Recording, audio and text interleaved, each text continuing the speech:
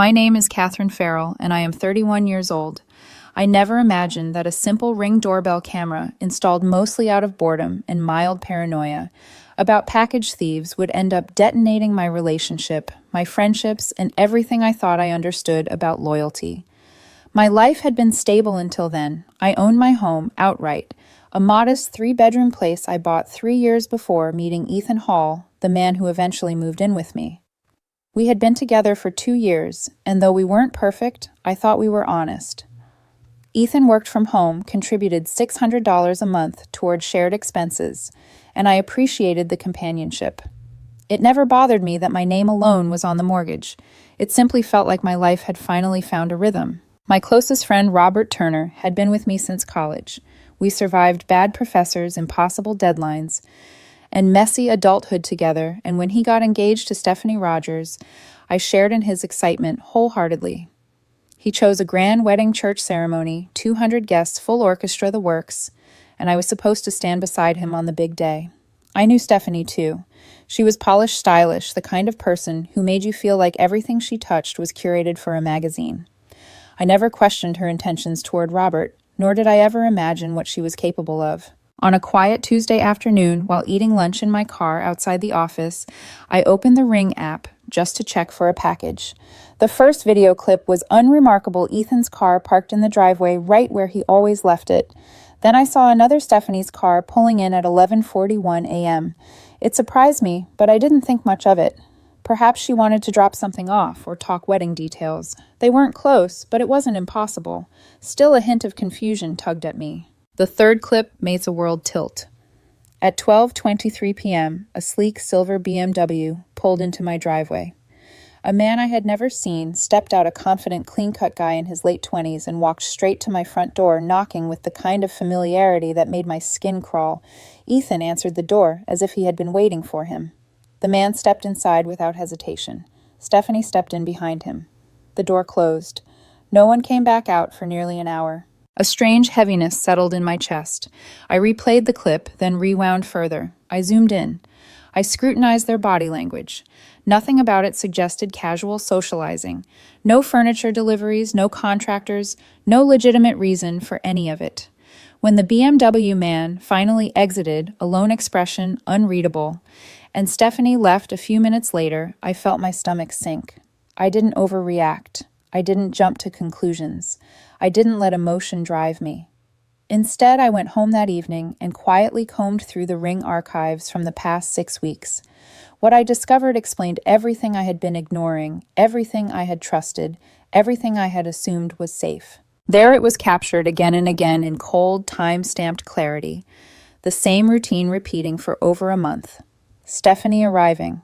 The BMW man arriving shortly after. Ethan always at home, always letting them in.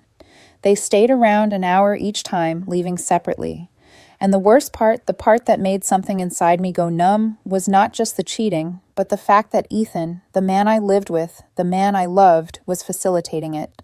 He was the one opening my door, offering my home, and providing cover for my best friend's fiancé to betray him. I had always considered myself level-headed, but that night, staring at my laptop in the dim light of my bedroom, I felt something unfamiliar. A cold, steady disbelief that didn't give way to tears or shouting. It was the kind of shock that quiets everything inside you. I backed up every clip to my laptop and then to the cloud. I watched Ethan sleep beside me, blissfully unaware, while I kept replaying the footage, each viewing scratching at the edges of my sanity.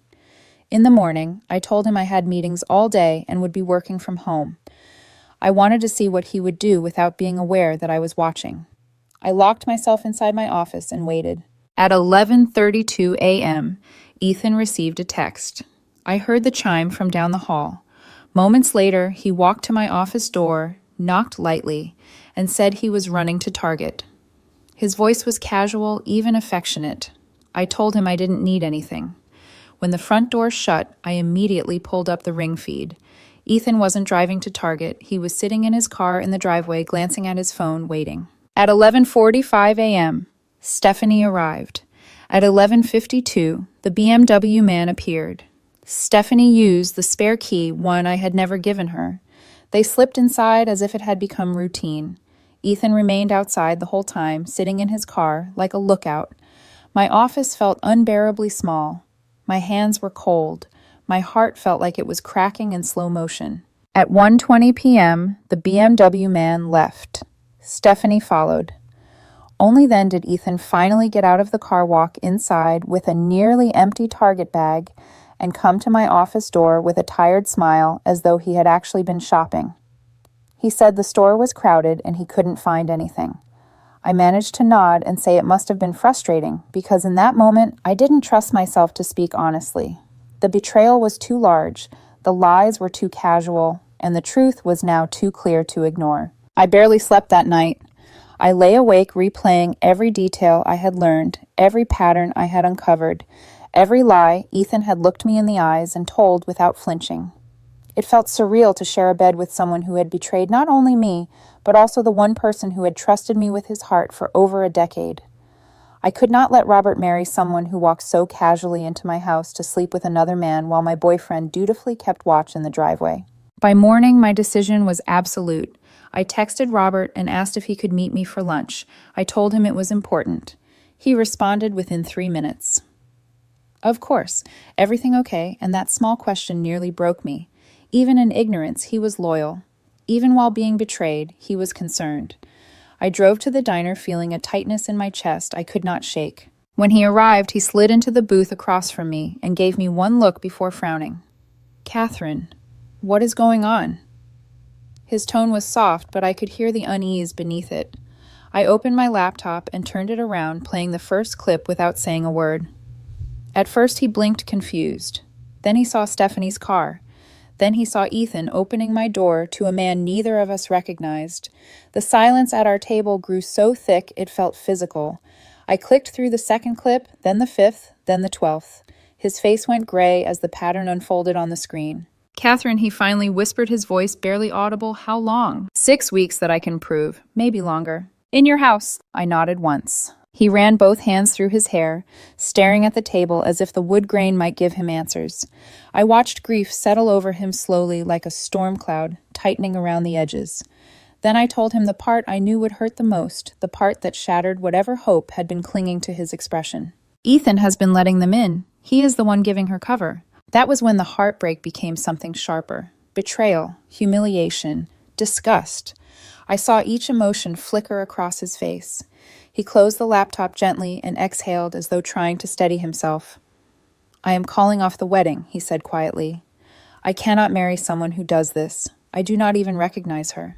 "I am sorry," I said. "I know," he replied, "and thank you." He left cash for his uneaten lunch and stood up without another word. I watched him walk out the door with a posture that no longer looked like the man I knew. He seemed smaller, as if something essential had just been carved out of him. When he disappeared from view, I finally allowed myself to breathe again. I sat alone for several minutes before packing up my things and heading back to the office. That evening, when I walked through my front door, the smell of garlic and herbs drifted from the kitchen. Ethan was cooking dinner, humming softly to himself, acting like the world had not shifted under us. "Hey, Catherine," he said cheerfully. "How was your day?" "Interesting," I replied. "I had lunch with Robert." The shift in Ethan's expression was small but immediate. His shoulders tensed before he forced them to relax. "Oh, what did you guys talk about?" I showed him something from the Ring doorbell. The spoon in his hand paused mid-stir. For a single second, his face emptied entirely. No emotion, no facade, just a flat blankness that told me he understood exactly what I meant.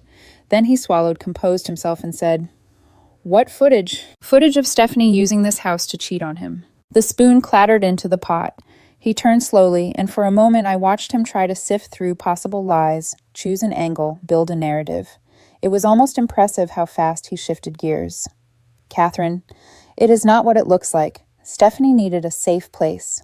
Her relationship with Robert is complicated." "She is cheating," I said calmly. "That is not complicated. You do not understand what she is going through. And you do not understand what you have done." He tried again, grasping for justification. They were going to work things out. She just needed space. I was helping her by letting her bring another man into my home. "It is not your house, Catherine. It is our house." "No, it is my house. My name is on every paper, every bill, every lock. You paying $600 does not make you my co-owner." His jaw tightened. "You should not have shown him. You destroyed their relationship. Do you know how much the wedding cost? How many plans they... I saved my best friend from marrying someone who has been cheating on him for weeks. You are welcome. Ethan's face twisted. You are so selfish. You have no compassion. She was struggling. Then she should have ended her engagement before sleeping with someone else, and you should not have helped her hide it. The argument escalated quickly after that. He grew defensive, then indignant, then desperate. He insisted he had done nothing wrong. Then he tried to minimize it. Then he tried to blame me. When none of that worked, he cried. Actual tears. But they rang hollow. The kind of tears shed by someone mourning consequences, not actions. Finally, I said the words that would end everything between us. Pack your things. You have until Sunday. His tears stopped instantly, replaced by outrage. You cannot kick me out, Catherine. It is my house, I said. I absolutely can. He sputtered, yelling that he had rights, that I was being dramatic, unfair, heartless. I explained calmly that he was not on the lease, not on the mortgage, not on any utility bills. He was a guest who contributed to expenses. 3 days was generous. He stormed down the hallway, slamming doors and calling someone his sister, his mother. I did not care. I needed space, so I locked myself in my room and put my phone on the dresser. Within the hour, messages poured in from various numbers, his mother, his sister, his best friend, even 2 coworkers. They all repeated the same script, that he had only made a mistake, that I was overreacting, that relationships required forgiveness.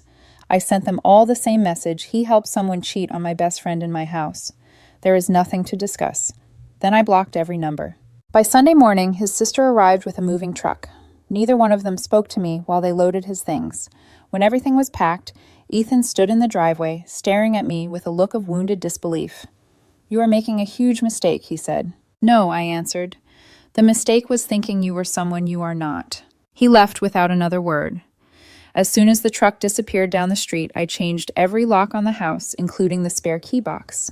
It cost me $280. It was worth every cent. The next week felt strangely quiet. The kind of quiet that does not bring peace, but instead sits on your shoulders like a weight you cannot shake off. With Ethan gone, the house felt bigger, emptier, not just physically, but emotionally. A space that had felt warm now felt contaminated, as if every room still carried echoes of the deception I had uncovered. I kept expecting the quiet to settle into something comfortable. It did not. Instead, it became a waiting period before the real fallout began. On Monday morning, my phone lit up with a number I did not recognize. I let it go to voicemail. 5 minutes later, another unknown number called. Then another. When I checked the messages later, all of them were from Ethan. He had been blocked on his main number, so now he was using others. His messages oscillated wildly, apologies dripping with self-pity, accusations that I had overreacted, claims that I had ruined multiple relationships, and pleas for a chance to explain his side. I ignored every one of them. Silence was the only language he seemed unable to manipulate. By Wednesday afternoon, things escalated. When I left work and pulled into my driveway, I saw 2 figures sitting on my porch, Stephanie Rogers, and beside her Ethan. The sight of the 2 of them together made my stomach twist, not because of jealousy, but because of the sheer audacity. They both stood when I approached, their expressions an unsettling mix of entitlement and desperation. Catherine, we need to talk, Ethan said, as if he had any right to demand it. No, I do not think we do, I replied, unlocking the door. Stephanie stepped forward, her voice trembling with anger rather than remorse. You owe us a conversation. You owe us the truth. I turned slowly. I owe you nothing. You ruined my wedding, she snapped. Do you have any idea what you cost me? My home, my relationship, my future. You ruined your wedding, I answered. I only exposed what you were already doing. Stephanie's eyes flashed with indignation. It was a mistake, a one-time thing. Which time? I asked calmly. The first time, the 10th time, or last week. Would you like me to pull up the timestamps? Silence. I watched her face falter for a moment before hardening again. Ethan jumped in as if he could rescue her. Catherine, you need to admit you made the videos look worse than they were. You manipulated them. I actually laughed. They are time-stamped security recordings. Do you understand how nonsensical that accusation is? You could have edited them, he insisted. With what Ethan Hollywood special effects, Stephanie's voice cracked as she tried another angle. He will not speak to me, Catherine. He will not take my calls. I need closure. That is not my problem, I said plainly. He does not owe you closure when you spent weeks sneaking into someone else's house to sleep with another man. He would have understood if you had let us explain, she argued. He does understand, I replied. Clearer than you think. Ethan stepped forward in a misguided attempt at intimidation. We are not leaving until you agree to talk to him and tell him it was a misunderstanding. I pulled my phone out of my bag deliberately. If you are not off my property in the next 30 seconds, I am calling the police for trespassing. You would not, Ethan said. I pressed the call button for non-emergency dispatch. Stephanie grabbed his arm and tugged him back toward the steps. Come on, Ethan, let us go. They retreated to their car, but not before Stephanie spun around and yelled, You will regret this. Everyone thinks you are unstable. I answered without raising my voice. I can live with that if it means no one is cheating in my house. After they drove off, I stood in the doorway longer than necessary, regulating my breathing. The confrontation had shaken me, not because I doubted myself, but because it confirmed that neither of them grasped the gravity of their actions. They had built an alternate reality, where they were the victims and I was the villain disrupting their narrative. It was almost surreal. The next morning, Robert Turner called me. His voice was strained. Catherine. I got a strange message from Stephanie. She said you blew things out of proportion and that I should give her a chance to explain. My grip tightened on the phone. And what do you think? I think she is delusional. She claimed you edited the footage. He paused. She also said Ethan told her that you were controlling and emotionally abusive. The absurdity of it made me laugh, an exhausted, incredulous sound I could not contain. I suppose that is the only angle they have left. There is more, he added grimly. She said you were jealous of her, that you wanted us to break up. Robert, I said gently, I did not want your relationship to break. I wanted the truth to break through. I know, he replied, which is why I blocked her. But I wanted you to know the lies they are spreading. I thanked him and he hung up, leaving me staring at the wall. It was unsettling to hear how thoroughly Ethan and Stephanie had begun rewriting reality. They were not just defending their actions, they were reconstructing a world where they were innocent martyrs, and I was the unstable saboteur. Later that afternoon, things escalated again. I had just closed my laptop at work when a coworker approached me hesitantly. Catherine, someone is here asking for you. Personal matter. My stomach dropped. I walked into the lobby and found Ethan's mother waiting. She stood with her arms crossed, radiating indignation. We need to talk, she said coldly. Not here, I replied. This is my workplace. My son is devastated, she snapped. You tossed him out. You destroyed everything. I removed someone from my home who was enabling cheating. That is all I did. You are cruel, she hissed. Heartless. I reached for the security desk. She is not allowed to be here. The security guard escorted her out, while she continued muttering accusations under her breath. As the doors closed behind her, a new chill settled over me. Something about her expression had been unsettling, as if she believed her son was incapable of wrongdoing. That evening, when I arrived home, the first thing I saw was my car. Deep scratches ran across the driver's side, fresh, jagged, unmistakably deliberate. My stomach clenched. The Ring doorbell had not captured anything. The driveway angle did not cover that area. I filed a police report, though I knew it would likely go nowhere. Something shifted inside me, then not fear, but clarity. I was no longer just dealing with hurt feelings or angry messages. The people I had cut out were now reacting like cornered animals desperate to regain control over a narrative they had lost. I realized the situation was darker, more twisted, and far more dangerous than I initially believed. The next day, I received a message that confirmed everything was about to get worse. BM Guy's wife had contacted me, and what she told me unraveled an entirely new level of betrayal. The message from the unknown number came late in the evening, right as I finished cleaning the kitchen. I almost ignored it after the week I had endured. I had little interest in hearing from one more stranger. But the text preview caught my eye. I believe my husband is the man in your Ring footage. Can we talk? The sender introduced herself as Laura Bennett, the wife of the BMW man. Her tone was calm, precise, unnervingly measured. She asked if she could call. I agreed more out of curiosity than readiness. When her voice came through the speaker, it was steady in a way that made me stand straighter. She explained that she discovered messages on her husband's phone messages that matched the timeline perfectly with Stephanie's visits to my house.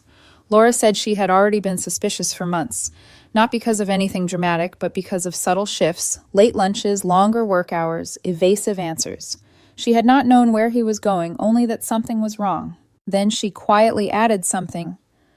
that made my breath catch. "I am 7 months pregnant," she said. "And I was pregnant during every one of those meetings in your home." I gripped the countertop to steady myself. She told me that her husband had cheated before multiple times, and she had been gathering evidence in preparation for a divorce. She was a lawyer, an actual professional, not someone dabbling in legal jargon like Ethan's bus stop attorney. Her voice held no hysteria, no pleading, only a controlled intensity.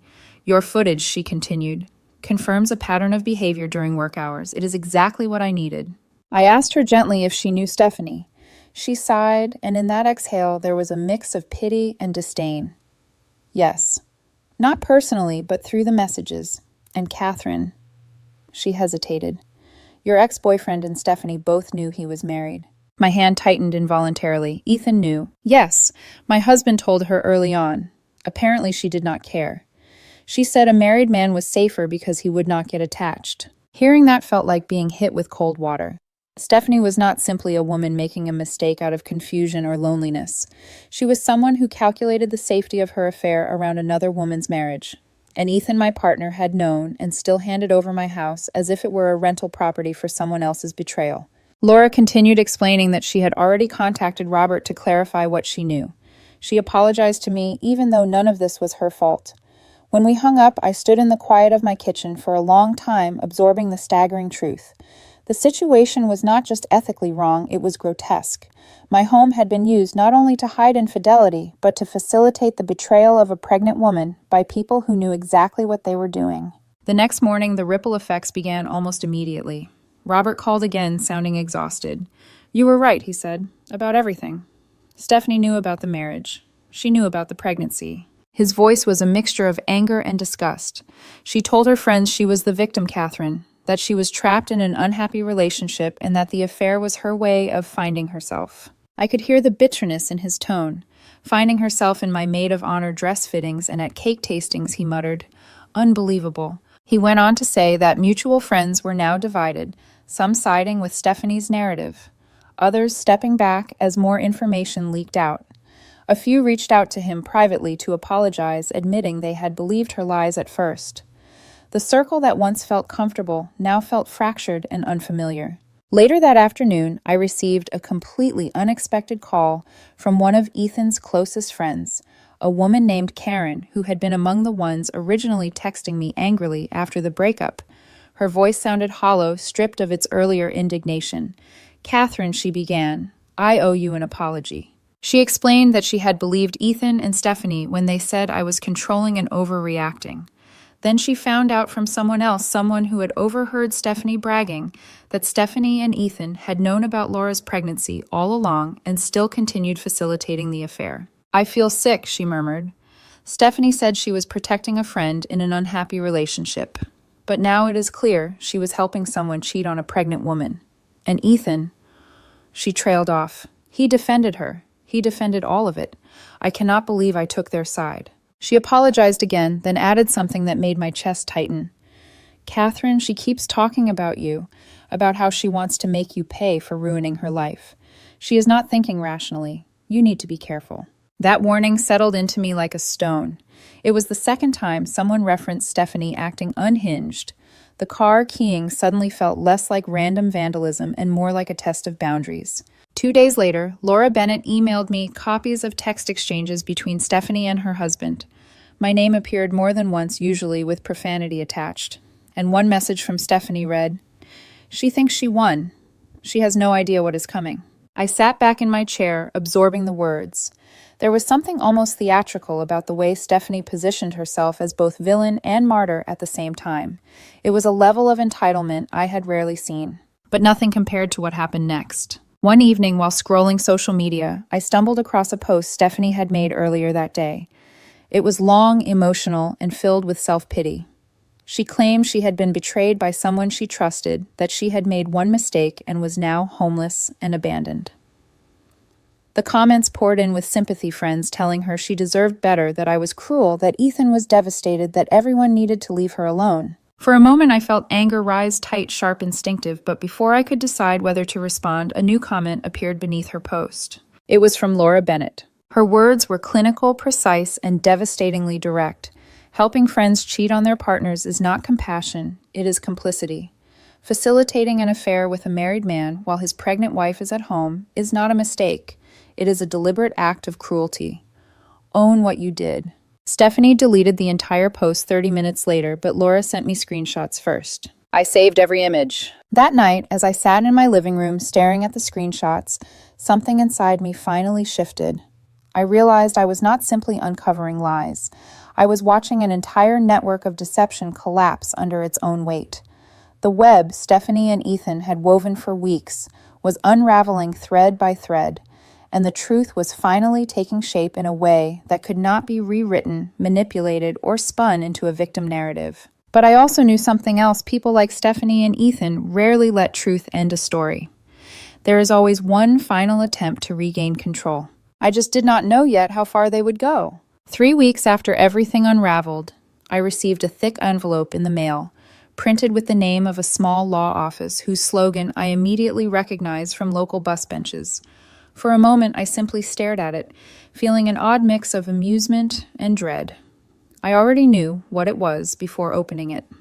The universe rarely surprises when dealing with people like Ethan. Inside, I found a letter claiming that Ethan Hall intended to sue me for illegal eviction, emotional distress, defamation, and destruction of personal property.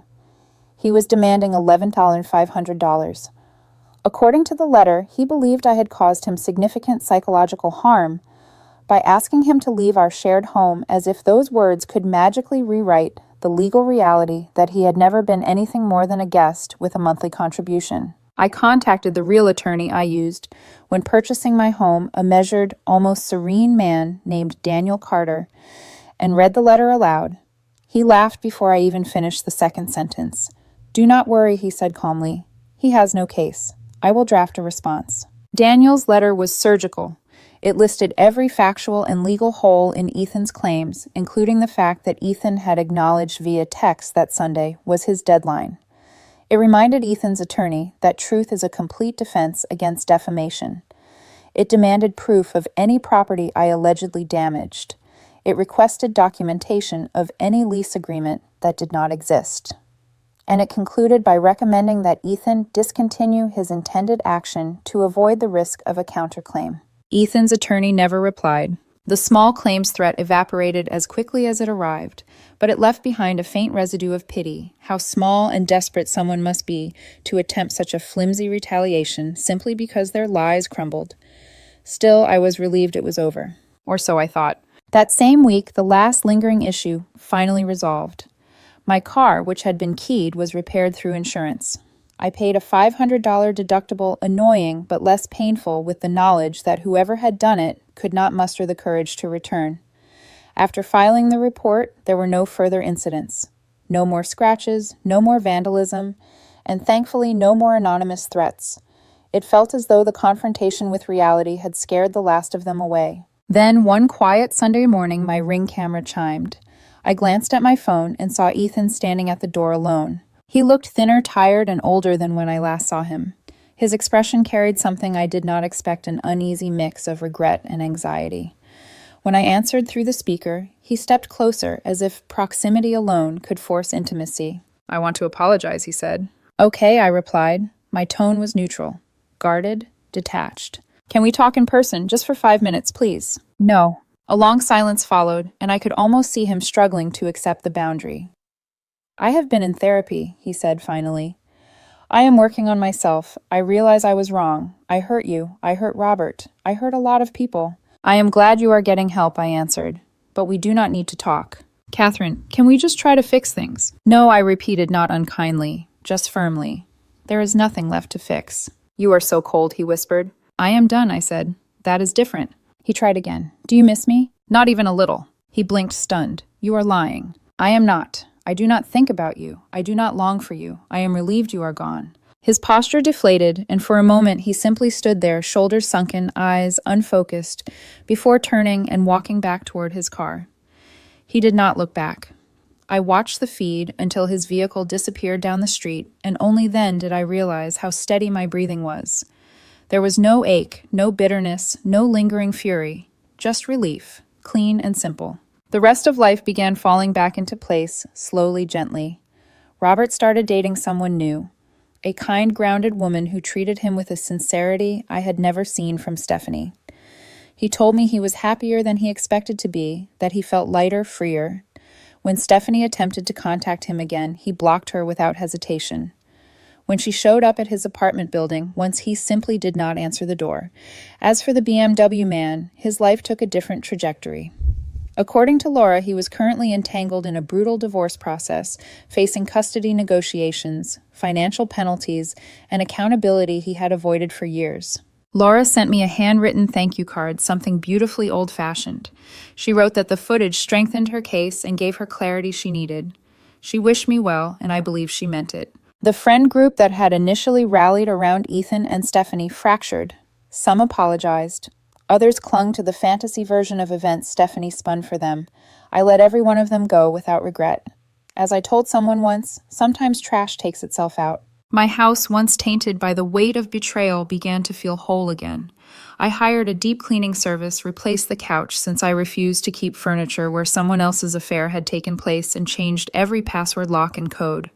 I lit candles in every room, not to mask anything, but to reclaim the scent of my home.